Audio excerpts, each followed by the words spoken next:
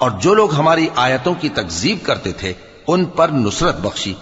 وہ بے شک برے لوگ تھے، سو ہم نے ان سب کو غرق کر دیا۔ اور داؤد اور سلیمان کا حال بھی سن لو کہ جب وہ ایک کھیتی کا مقدمہ فیصل کرنے لگے جس میں کچھ لوگوں کی بکریاں رات کو چر گئیں اور اسے روند گئی تھیں، اور ہم ان کے فیصلے کے گواہ تھے،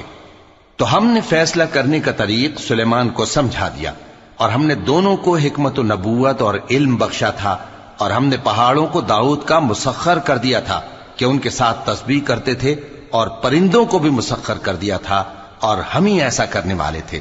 اور ہم نے تمہارے لیے ان کو ایک طرح کا لباس بنانا بھی سکھا دیا تاکہ تم کو لڑائی کے ضرر سے بچائے،